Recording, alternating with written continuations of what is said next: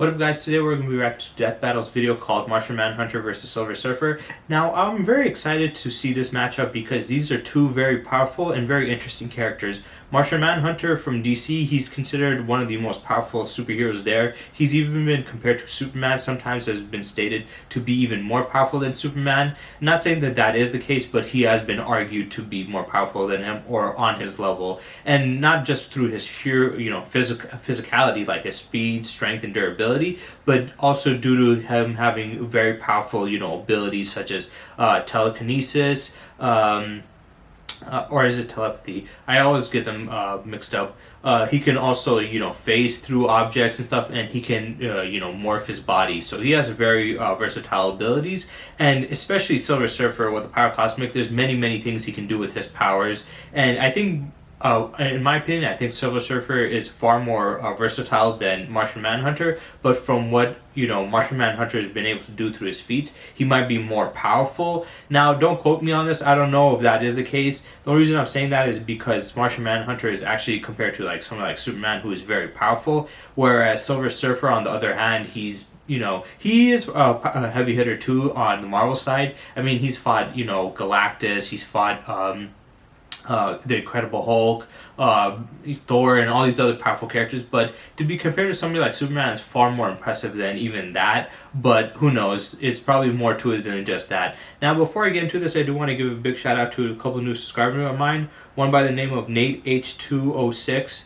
and the other one by Yorick Padilla Familia. So big shout out to you two guys for subscribing to this channel. It means a lot. Like I said, I'm close to my journey, my milestone of hitting 500 subscribers, because once when I hit that, I can actually monetize my videos and make money off of making YouTube videos. And sorry if I haven't uploaded in a couple of days. I'm kind of at a dry spell when it comes to the creativity. I don't want to just pump out videos that are repetitive or just basic or have no creativity behind it. I want something where there's content that I can talk about and I have something to say. I have gotten a couple of suggestions from other people, so I'll probably do those, but for right now I just don't really know. I have a couple of videos in my mind, but just not enough to make for like I'll probably be able to make a couple of videos, but not that many. I do have a couple of bigger projects, on my How Strongest Characters videos, but those videos do take quite a bit of time for me to do research and then, edit it and then make the video and stuff like that. So those are a little bit longer and usually come out a bit later than I wanted to come out, and I'm a little lazy on those two, if I'm being honest. I'm trying to do a new one on doing it on How Powerful is the Gurren Lagann universe, but I'm kind of lazy, so sorry for that. I haven't even started on that, but I'll try to do it after I'm done making these videos today. So yeah, let's get into it.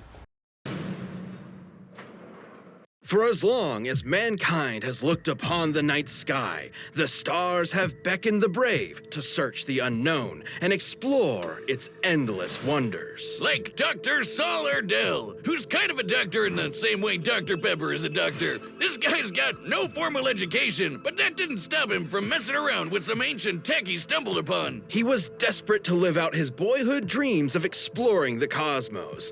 So with the tech's advanced capabilities, Erdell created a machine that would bring the cosmos to him. He pointed the machine at Mars, pushed a button, and hoped for the best. And it worked! Erdell summoned a real-life Martian right before his very eyes. So remember, kids, when in doubt, just push buttons. Never fails. The mysterious and powerful alien known as J'onn J'onzz, the Martian Manhunter, immediately started using his incredible powers in front of the Doctor, like mind reading and shape-shifting. Which was just the tip of Erdell's discoveries. Turns out, Martians have complete control over their bodies and can transform into practically anything, like a freaking dragon, an exact duplicate of Wonder Woman down to her central nervous system, or even a totally generic green monster that loves choco cookies. They can also shoot lasers from their eyes, fire psionic blasts, turn invisible, and phase through anything. Even Green Lantern constructs and force fields that Superman couldn't get through. On top of all that, they've got a crazy healing factor. John has regenerated back from a single limb, tiny pieces, or even a puddle of goo. This display of awe-inspiring power overwhelmed Dr. Erdell's poor human heart and caused him to die in the Martian's arms. Damn! Well, at least he accomplished his goal before he bit the red dust, right? Anyway, Jean used his shape-shifting abilities to hide amongst his new world by assuming the identity of a recently deceased detective named John Jones. God, what a crazy coincidence, comic book writer, you clever man. Detective John Jones lived a double life on Earth for I just want to pause there. I want to hear more of their backstory. Like I said, these are characters that you know about and read stories, but you don't know the full in-depth story of them. At least most people like me. I'm pretty sure there's definitely some comic book fans out there that know a lot about him. But I also think it's funny, just hearing the name, that's why I want to pause it, because it reminds me of John Jones, the actual, MMA fighter who's like considered the best MMA fighter of all time. It's just crazy that his Martian name, John Jones, just sounds like John Jones, and then he took over a guy's name, John Jones, and they're both black. It's funny because John Jones is also black, the MMA fighter, and the guy he took over is also black, so it's even more correlation between those two. And also on top of it, he's 6'7". John Jones isn't that tall. He is really tall, but he's in as tall as 6'7". He's 6'4", which is still pretty huge, so also around the same height range. I think that's just funny. I know it has nothing to do with the character's power. It's just interesting to hear, somebody in real life, especially somebody as prolific as that, having the same name as a very famous, fictional character, and they have some similarities too. I think that's pretty funny. for many years, solving cases and helping as many people as he could from the shadows. But eventually, he stepped out, revealing himself to the world, and helped found the Justice League of America. And John definitely holds his own in the supergroup. He once pulled the Earth alongside Wonder Woman and Superman, who has stated that of all the beings in the known universe, he would be afraid to fight John. And he should be afraid. Superman wouldn't be the first Kryptonian John has gone toe-to-toe with. He's manhandled Ultraman, who's basically evil Superman from another universe, and Superboy Prime, who can shatter reality with his punches, and is also evil Superman from another universe. He took a blast from Asmodee. Okay, let's talk about those ones. Ultraman, he is an evil version of Superman, but every time they have him fighting against Superman, he's clearly the weaker of the two. He's supposed to be, an alternate version of Superman, but he's weak as hell compared to him. I think it's just the fact that, well, if he's going to be an evil version of him, they're going to make him a very weak version of him, which is kind of dumb because the whole point of making an evil version of the person is you have two beings that have the same level of power. So if you have one that's more evil and ruthless, it's going to be even more dangerous to fight him. But he's a far weaker version, so it doesn't really matter because every time they get into a tussle, he gets his ass whooped. And then talking about Superboy Prime saying shattering realities, yes and kind of no. I've talked about this before where, the whole story event with him and the Gold Crisis, or not Gold Crisis, but Golden Age Superman and Alexandra Luthor breaking out of that Paradise dimension and him shattering the dimension itself or the dimensional walls altered reality itself. It isn't his punches alter reality because he's punched many other characters very, very hard to beat them and kill them. And even with that power that he hits them, it wasn't altering reality. Or I think it wasn't even that dimension that it broke out that altered reality. I think it's weird because comic books, they have multiple different issues and sometimes they redo the same story like within the time frame that they did it. So like if you're reading a comic book issue, they'll have it through many different points and sometimes they'll change up some stuff, so it can be very confusing. At one point he destroyed the Paradise dimension and it took him hours chipping away at it. He was fully charged by Alexandra Luthor and he was punching away at it for hours until he hit it the last time and then it shattered. And there's multiple images where he shattered, but it was like small pieces of the dimension. But the big one that he shattered completely, it did take him a couple of hours. And then there's another one later on where he got caught by the Young Justice team and put in, I think, one of the Phantom Zone prison stuff. And he punched it and shattered it, which sent out a shockwave that altered reality. But it was more so due to the fact that he destroyed the dimension, and that's what caused it. And this also revived certain dead characters like Red Hood. So it did that stuff, but I wouldn't say his punches were all, reality altering, because the people that he did hit, it wasn't really altering reality. If it was the case, then every time when he attacked the people and was going all out trying to kill them, it would have altered reality, right? But the only time it really altered reality was when he was destroying the dimensional barriers, either within the Paradise dimension or the Phantom Zone prison that they put him in. So it isn't the same, and it's still pretty impressive to break out of dimensions, but it's nothing too crazy. We've seen other characters do it, like Super Boo breaking out of the hyperbolic time chamber by just screaming. He was able to punch a hole through reality. So it's not a super uncommon thing, but it is pretty powerful. But I wouldn't say he has all reality altering punches, because the only times he's shown is when he's broke out of dimensions, and it seems more like destroying those dimensions has caused that. So I could be wrong. Some of you guys might disagree, but that's from what I've seen. Because anytime he's used his full power against other people, you don't see the same effects happening. So it might be something there that makes that the case. The King Angel from a literal army of heaven. He's held his own against Darkseid, the manifestation of tyranny in the DC universe. And he's fast enough to catch up to Supergirl and Superman, who we know flies so fast he can burst the bonds of infinity. So basically, he's just as strong and just as fast as a bunch of crazy gods and demons. While Jean's strength and speed are obviously very impressive, it's also no secret that his greatest asset is his mind. Okay, I sorry for pausing so soon, but like I said, sometimes they drop out quite a bit of knowledge. But him fighting as Darkseid, it's not like he was fighting as his true form. He was just fighting as his avatar by a lot of people's standards. Personally, I don't think that there's a real true form. They might have stated in that comic book issue, but there's nothing to prove it afterwards. And from what we've seen from the Rebirth, his true form is nothing like what it was shown before. So it's comic books. There's inconsistencies. There's a lot of stuff that they change. It's not like what they say is set in stone most of the times. But he was just fighting Avatar, and just because you fight somebody doesn't mean you're on par with their level. Just because you're able to handle it. But the whole Angel thing, that was pretty impressive, if I'm being honest. And also, they keep on repeating and mentioning over and over again Superman breaking the bonds of infinity and stuff like that. But we need to take into consideration that these feats that happen, it really matters about where it happened and when it happened. When he did that, that was in his, pre-crisis age, or his silver comics age, right? That doesn't mean that just because he had that speed before and somebody matches up to Superman in a later, issue or a different version of Superman, then that means that his power is comparable to that feat from way back then, whereas it could be contradicted now. It's weird to use that argument all the time. It's like, yeah, that was pre-crisis Superman, one of the most powerful versions of Superman. New 52 Superman, post-crisis Superman, all these other versions of Superman are weaker versions of him. So just because he's able to compete with Superman doesn't mean that he's able to accomplish that same feat, because that feat was from a far more powerful version of Superman. Unless if he was comparing to, actual Silver Age or pre-crisis Superman, but him comparing to, like, let's say, New 52 or pre-crisis, or post-crisis, does not make him on the same level. So using that feat doesn't really work. It's not like a manga, where manga, it's a one-way, story. It goes in one direction, right? And whatever feat that happened in the past matters into the future. It carries on. Whereas comic books, they discontinue it, they change the stuff, so it's very inconsistent. So just because they had an impressive feat before, if you have a different version of them, they're not going to have the same levels of feats on there. Especially comparing pre-crisis Superman compared to all of his other versions of himself. That feat is more akin just to him than his other versions. But he's still pretty fast, and like I said, he's comparable to Superman and could possibly even beat him. But comic books, they say stuff like that, but then they take it back, and they're very back and forth with that. He's one of the most powerful telepaths in all of the DC universe. He reads minds, duh, but he can also shut them down altogether. And he once made Mr. Plexiglass, Mr. Mixed Pickles.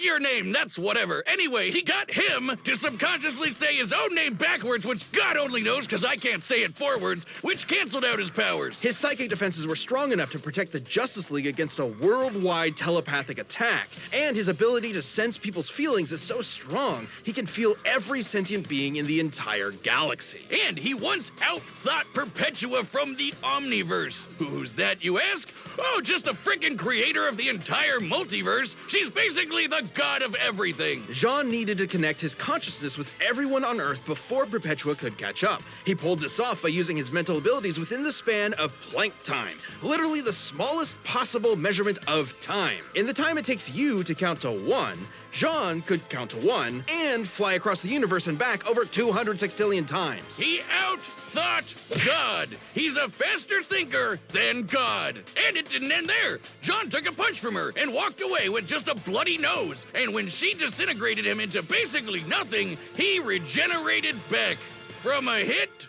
from God. Batman has said that in order to kill... Okay, there's some problems with this arguments that they make.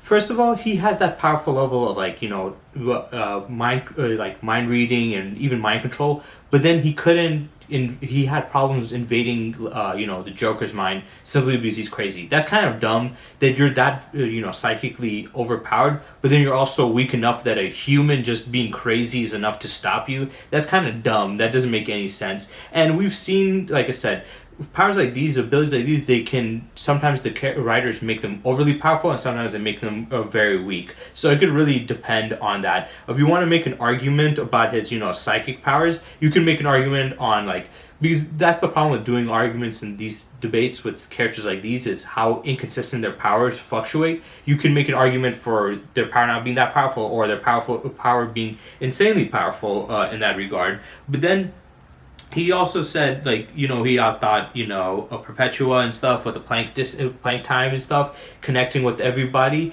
It's also still weird that a being that creates the multiverse and creates all these beings would be, struggle to beat them. That's weird. That doesn't make sense. I think that's kind of dumb that you can create them, but then you're weaker than them also, or struggle against them at least. And then them saying that Perpetua, obliterated him and he came back from the power of a god. But remember this, guys. First of all, him taking a punch from her, that doesn't mean that she's hitting him with all of her force. She's just hitting him. There's a lot of characters that hold back when they hit a character. There's characters that fight against humans that have superpowers, and they hold back. Spider-Man, all these other characters, they do it. So just because he took a punch from her doesn't mean she was giving it her all, And then going back to the whole obliterating her, they said the same thing with, Reverse Flash, saying he took a hit from, Dr. Manhattan, a blast that can obliterate him from a god. But here's the thing. That doesn't mean that the blast that he was being hit with was equivalent to the god's full power. He was just being hit by a god with a blast. That doesn't mean she was fully trying to destroy him. Yes, he was destroyed to that part, but she did leave a trace. So it doesn't matter if he was hit by the power of a god, of that god isn't using the full power to completely disintegrate it. Like in Dragon Ball with, Boo. They destroyed him completely multiple times. He even came back in gas form, and he was keep on coming back, and even selling stuff. He was keeping on coming back, but once when he was hit by the Spirit Bomb, which completely obliterated him, then he couldn't regenerate. So it isn't really a case of him coming back and surviving a god blast, or a blast from a god, but more like the fact that the god didn't fully finish the job. If she just went full all out and just completely obliterated every trace of him, then he wouldn't have been able to come back. So it seems more like she was just holding back enough to just obliterate him and then just be done with him. But she could have clearly wiped him out completely if she could. And if she did that, he wouldn't have came back. So he kind of got lucky in that case. Kill Jean for good, you would have to literally destroy every single atom in his body, one by one. God damn! If I didn't love alliteration so much, I'd say we change this guy's name to Martian Godhunter or something. He's basically invincible, right? Not quite. Jean is not without weakness. He has a very real vulnerability to fire. At times, it has completely overwhelmed him to the point where he loses control of his body. And not just literal fire either. Jean was once tricked into just thinking he was surrounded by fire, and that was enough for him. Even still, Jean has been able to overcome this weakness. He's fought enemies with fire abilities and even taken hits from fire attacks, which leads me to believe the weakness, while potent and still able to cause real physical harm, is mainly psychosomatic. What are you doing? I heard what you... Once again, sorry for pausing short, because they said some stuff like, first of all, everybody knows at this point that his weakness to fire he isn't actually weak to it. He just got trauma from what happened on Mars. So it's more like he has post-traumatic stress syndrome, and the thing that triggers it is fire itself. So we already know at this point that fire doesn't really hurt him. It's just a psychological effect. And yes, like they said, he's gone past it. But that doesn't mean that he can't be beaten without the, use of fire. You don't need fire to obliterate him. And when they said atom one by one, you could just do like Kid Buu, where you don't have to specifically attack it every atom one by one. You can just do it all at once. As long as you just wipe out every trace of him, he's going to be dead. So even without that fire ability, that doesn't mean that he will automatically have the win over Silver Surfer, because Silver Surfer just needs the power to completely obliterate him completely as a whole. But yeah, the whole fire thing, he's trying to make it sound like, whoa, maybe he's this. Like, you're not discovering anything new, dude. We've known this for a while now, that the reason why he gets damaged by fire is all psychological. Also, it's weird that they mentioned that he's that powerful psychologically that he could fight off something like Perpetua, but then somebody like Gorilla Grodd, which his psychic ability should be far lower, was able to still overcome John and even manipulate him and cast an illusion where he fell for it about the fire. So he's like, see what I mean?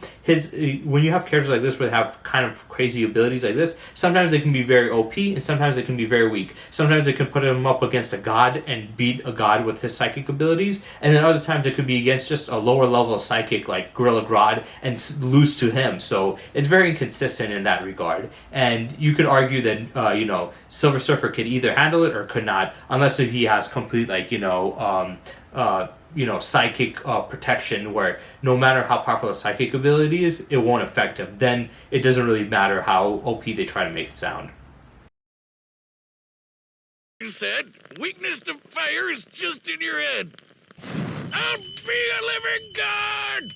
Another win in the mind column for sure. And to think there's a whole planet of these guys out there. Unfortunately, that's no longer the case. Before Dr. Erdel's strange experiment, Jean's own brother used the Martians' telepathic connection to each other against them, and the entire planet was plagued with Ronmir's curse. As long as they stayed telepathically connected, every Martian was vulnerable to a mental fire that would overwhelm them and burn them from the inside out. Which sadly worked very well, because the fear of fire is something Jean shares with his fellow Martians. Centuries earlier, the Guardians of the Universe, a group of immortal aliens who run the Green Lantern Corps, feared that the Martian race could become too strong. So they programmed the Martians with that genetic weakness to fire. Jean was able to survive the fiery curse by cutting off his mental connection to his people, including his family. Unfortunately, his wife, Myria, and their daughter couldn't live with the isolation, and he had no choice but to watch them give in and burn alive. Damn. Racked with grief and survivor's guilt, Jean was left to wander his homeworld all alone. His only solace being shape-shifting into his lost loved ones to convince himself they were still alive. Oh my god! Jesus, Jean! That is so sad! That pain has undoubtedly shaped who Jean is. In fact, the trauma he held onto so tightly formed a literal spiritual connection with those lost souls. A telepathic connection so strong, it kept them from finding peace in an afterlife. Let me say that again. His grief and telepathy were so strong, he prevented an entire race of people from moving on to the afterlife. It wasn't until years later that Jean could return to Mars and release those souls by finally letting go. And not to forget them, but to embrace his new life and his new home. A place he would defend time and time again to make sure the Earth never suffers a fate similar to Mars. To experience all of that, to truly know what it feels like to be alone in the vast universe, but continue to use your wisdom and power to help those in need, is what makes the Martian Manhunter such a noble hero. On a planet packed with other incredible heroes, Jean really has set himself apart. He's risen through the ashes and emerged the heart and soul of the Justice League. This episode of Death Battle is sponsored by Lovin' Monk, the Eastful Fruits of Epic Nakama to while being in an Oshi Islands. in any other piece. Zen La, a virtual utopia, free from any and all crime, poverty, and disease. And home to Norin Rad, which I've gotta say is the sickest, most radical name I have ever heard in my entire life. He was a brainy kid who was raised to live a life of reason and intellect over one of gnarly adventure. That is, until the technologically advanced society came under threat from the Devourer of Worlds, Galactus. So Norin struck up a deal with the World Muncher. In exchange for sparing his planet, Mr. Red offered to leave his home behind, become Galactus's herald, and seek out new planets for him to scarf down. And once Galactus agreed to the deal, he imbued his new herald with the power cosmic, transforming him into the Silver Surfer. An equally tubular name. 2 for 2. Wow, you rarely see it. The power cosmic grants the surfer near unlimited energy, as well as matter manipulation, phasing, super strength, speed, and invulnerability, just to name a few. The surfer's basically got all of Galactus' space magic, just on a smaller scale. And Galactus uses that power to fight guys like the In-Betweener, an abstract being from the overspace. The surfer used the power cosmic to serve Galactus diligently for nearly 100 years, during which he ensured that the planets consumed were devoid of sentient life. That is, until the surfer accidentally offered up a planet with life, which drove him crazy with guilt. So Galactus tried his best to suppress the surfer's emotions, erase the painful memories, and make it easier for him to find planets with tasty, delicious life, guilt-free. How nice of him. And it worked for a while until the surfer reached Earth. Galactus's mighty mind manipulation wasn't enough to bury the surfer's true nature for good. With the help of Alicia Masters and the Fantastic Four, the surfer turned against his overlord and saved the Earth from being eaten. But even after all of that, Galactus just let the surfer keep his powers. At any point, he could have just taken them back. Being the source of the surfer's powers, yes, he could.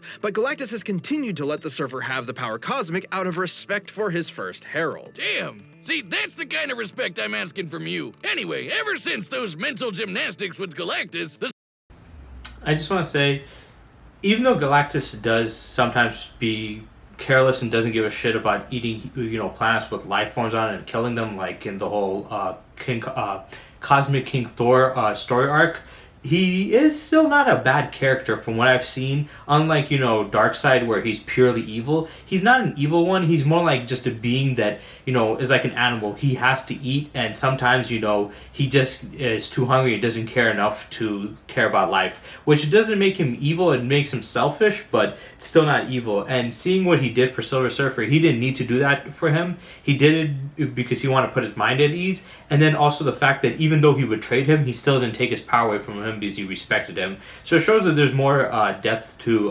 Galactus' character and more nuance to him as a character written too. I think that's far more enjoyable of a character like that, because people like Darkseid, they can be fun for being evil, but they are pretty one-dimensional. I have seen some people argue that Darkseid is actually a really great villain. People have even said that he's a better villain than Thanos, which I do not agree. Thanos is actually cool, minus the whole him being a cuck for Lady Death. That's pretty lame, but besides that, he's pretty cool, whereas Darkseid's kind of basic, if I'm being honest. But yeah, Galactus, that's cool. That gives him more, character. And to me, I think that's pretty interesting to see that he cared about Silver Surfer. I always wondered, I was like, well, why doesn't he just take his power from him? But the fact that he respects him because he's his first, it does mean a lot. And it's cool to see that he has more of a personality than just, I'm hungry and I want to eat and I don't give a shit. That's pretty cool. So yeah. But I'm guessing they're going to say some crazy ass feats that he's done for Galactus himself. The surfer made sure nothing like that would ever happen again. And he's been successful, like when Psycho Man failed to trick the surfer with his illusions, or when he was briefly trapped in the Supreme Intelligence's mind when it was using the Mind Stone. With some of those mental threats behind him, he could finally take to the spaceways, kick ass, and monologue about the meaning of life in the universe. All of which he's quite good at, especially that last one. It's thanks to the abilities afforded to him through all that cosmic energy. It's seriously crazy. He can rearrange the molecules of anything he wants into anything he wants. He can force you to just feel pain in general, and he can even control elements, not just earth, wind, and fire, but anything in a boogie wonderland like gravity and the weather. He's got enough power and energy inside him that he once created an infant star to serve as a new light source in a universe devoid of light. So just when he needed it, he was able to pop out a baby son? That's convenient. That's the power cosmic. But we can't forget about the sick board he shreds the stars with. This thing's basically an extension of himself. He can transform it into a sweet sword or into pure cosmic energy. And if it breaks, he can just form a new one. On his board, the surfer has traveled at incalculable speeds on multiple occasions. He can fly faster than Thor, and even once flew so fast he reached the future. Even without his board, he once broke free from energy shackles that would zap away his power within the next nanosecond. Gnarly, brah. He once outsurfed a wave of universal destruction. He had to surf out of all of existence as it was being torn apart. Now, I've seen some choice waves in my day, but if you ask me, that's one too best for watching on the beach with a brew. You're, hitting it real hard with all this surfing lingo. He's honestly not that kind of guy at all. Righteously disagree with you, dude. You are carving up my brainwaves into an A-frame swell that I just can't bail. I'm waxed, man, waxed. The Silver Surfer is a tragic figure who is always weighing his choices through every angle of morality, like when he set out to destroy the new host of the Star brand. And Okay, so let's talk a little bit about his stuff there. So some people are going to argue, well, he had that whole psychic stuff with Galactus. He placed that like psychic barrier on his mind. But the thing is, that argument won't work for John Jones, because everybody's going to be like, well, Martian Manhunter could, affect his mind because had his mind affected before. But they did state that he was able to fix that mental problem, and even I forgot it was like the supercomputer being that I think the Kree have. He even had the one of the power gems into his head, and he was, or the mind gems, and he tried to use it on him, and it still didn't work. So he clearly has some defense against, Martian Manhunter's psychic abilities, which is his biggest, weapon that he has. It's not his only weapon, but it's definitely his biggest and the one that he uses the most. So I don't think it'll work against him. But like I said, some people might argue that, well, Galactus was able to evade his mind. But remember, Galactus is the one who gave him his power. So obviously he'll be able to invade his mind and control it, or, implement whatever he wants into his head because he got his power directly from him. It's one thing to be attacked from somebody else who's not, he's not connected to, and do that to him. And it's another thing that somebody that gave him the power could mess with his head, because it's like, yeah, he gave him that power. He should be able to do that, right? So yeah, I don't think that's a good argument of anybody that tries to use that. He popped out a sun so he can create stuff. I think the one thing that really gives him the biggest advantage is his versatility. Him against Martian Manhunter. Martian Manhunter might be better in his, physical stats, but the fact that, Silver Surfer has more abilities, more, versatility to it, more dangerous, things that he can use, I think that'll give him the big advantage. The only thing I think physically wise that he might have above Martian Manhunter might be his speed, from what they've been, stating. Energy source that grants his wielders virtually infinite power, capable of wiping out all life on Earth. The Star brand seems to choose a new unknowing host at random. Could be a good guy, could be the most evil person to ever exist. But despite that threat, the Surfer spared the new Star brand once he found out she was carrying a child. He decided to bear the weight of any potential consequences on his own shoulders, instead of squashing any and all hope that the child would use that power for good. I get it! He's a righteous dude on a surfboard! Exactly. And in the Surfer's case, a keen sense of morality also comes with a keen sense of his surroundings in general. He can see enemies even when they're invisible, and can sense incoming threats, to the point where he can sense someone approaching even before they've left their own home. He can also absorb energy his opponents throw at him. Anything from psionic energy to a freaking star. The Surfer can even do it when he's on death's door. Hey, Wiz, what do you think the doormat on death's door says? Probably like, knock 'em dead, right? What are you talking? Now, it does take a lot to get the Surfer to death's door. He's taken a blast from the Infinity Stones, survived being smashed into pieces, crashed into the Big Bang, and played catch with the star. He caught it and then threw it right back at that punk Deadpool. Ha! I hope you like a big ball of gas in your face, you tool! Reed Richards, the smartest man alive, has said that the Surfer is probably the most powerful being in all the galaxy. And even after years spent drifting through the galaxy, he's still built strong bonds, like with the Fantastic Four, the Defenders, and with people like Dawn Greenwood. But somehow, he always ends up alone in space, searching for answers, searching for beings that need his help, searching for something that could replace the home that he lost all those years ago. Only to be weighed down by the guilt of his servitude and the pain of his sacrifice, which was ultimately done in vain. Cause it doesn't seem to matter what the Surfer does. Zenn-La is destined for destruction. At this point, his home world has been destroyed 4 times over. Despite it all, this tragic hero still manages to take everything in stride as he surfs the stars and fights tirelessly to preserve every being's right to live.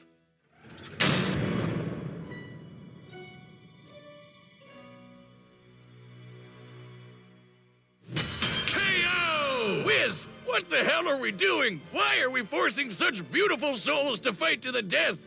Both the Silver Surfer and the Martian Manhunter were 2 extraordinarily powerful beings, each with very wide power sets. So they both had counters for almost everything they could throw at each other. They could both phase through objects, rearrange bombs.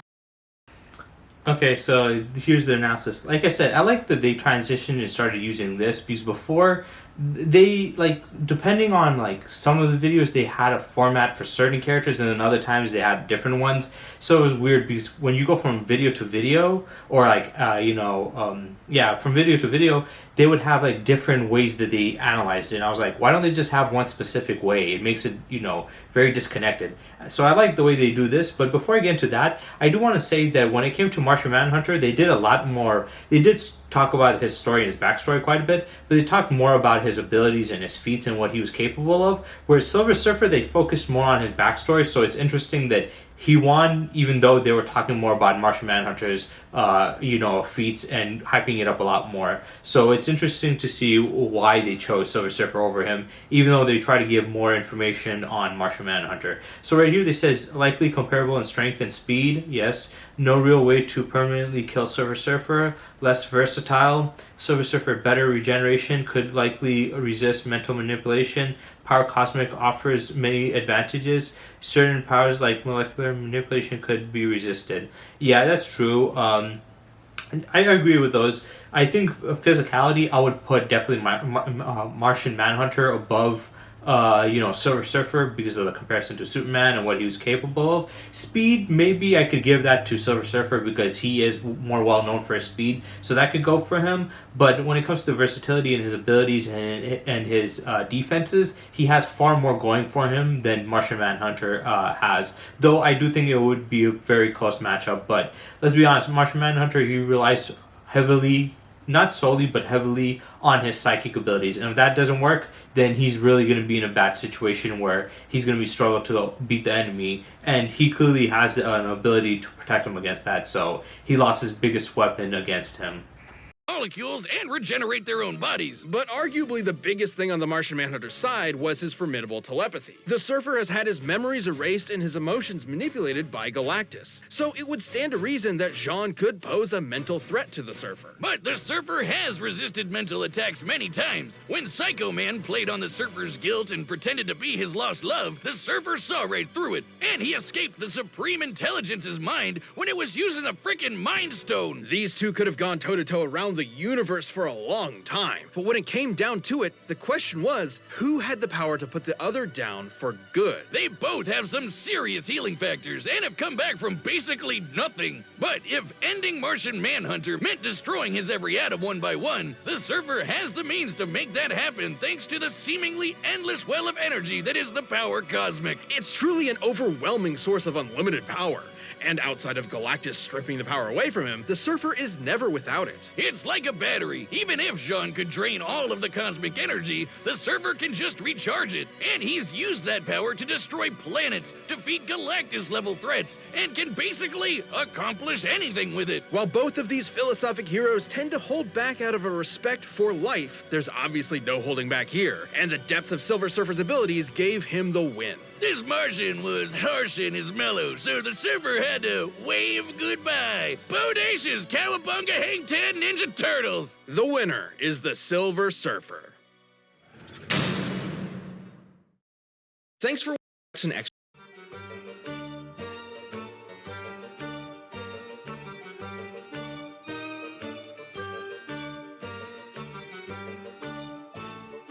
So that was Death Battle's Martian Manhunter versus Silver Surfer. I do agree with the conclusion of, Silver Surfer beating Martian Manhunter and being more powerful, but I do think that their final analysis was kind of lacking. They didn't go fully in depth on why, Silver Surfer would win. They did give like a good enough, I guess, reasons and arguments, but I just felt like they could have been a little bit more in depth and kind of explained more. They were kind of like surface level arguments on why he would win. So yeah, I was hoping that they would have more for there. It is also interesting to see that the next Death Battle is going to be Bill Cipher versus Discord. I've seen the character Discord. I don't know much about him. I don't know what show he's from, but I do know Bill Cipher is from Gravity Falls. I have watched the entire show years ago when it was first came out, and I think Bill Cipher is very powerful, but I don't know if I can say he's more powerful than this character because I don't know the other character at all, so I can't really say. But I do know Bill Cipher is very powerful.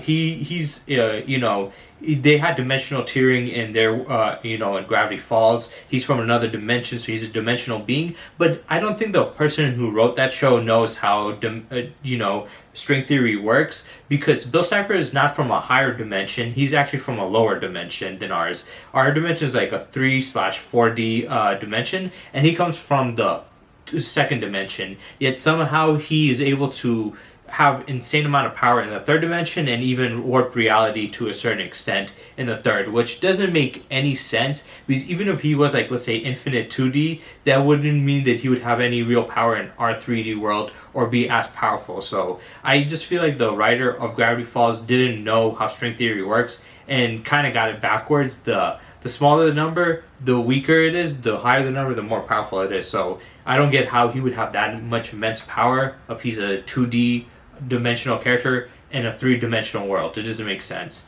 But yeah, that's going to be interesting. I can't wait to check that one out. This one, I felt like it was a really great matchup, but it was kind of bit obvious who would win. It was definitely more leaning towards Silver Surfer, but I do think it would be a great matchup. And if they were ever animated to show them fighting, it would be pretty close fight, I presume. Also, one thing about Death Battle that I've had a problem with them for quite a while is there's so many matchups that people want to see and that have talked about throughout years of debating in fandoms of who would win in a fight, and they've done a pretty decent job of having certain matchups that we've wanted to see all along. But I feel like a lot of these matchups like this one should have happened a long time ago. It felt like a lot of matchups or videos they made are characters that nobody either knows or cares about seeing them fight. Like, I highly doubt that most of these videos that they make of who would win in this fight, that people really actually ever argued about who would win between those two characters. I felt like Death Battle, they've kind of dropped the ball in that regard. With there's so many debates that people have had that want to see who would win, though I do think that they're kind of lacking in their arguments. People still love it and they love to quote Death Battle quite a bit. So it's weird that there's so many big name battles that people have talked about for years, but they've never really covered it, even though they've been around for a while now. Yet they've covered some fights that nobody ever wanted to see or ever argued about, like Starscream versus that My Little Pony character. Like, what the fuck? Whoever thought of that a matchup? Or certain other fights, like, I want to know what you guys think about it, because personally, I just think it's dumb that they have, like I said, they waste all that time and research doing it, a video on two characters that most people never have ever argued about or cared about, instead of using the bigger name characters like these that should have had a matchup against each other a long time ago. It's just weird to me to see that they're doing it now when they've done shittier, matchups well before it, which is weird. So yeah, I hope you guys enjoyed, and stay tuned for next time.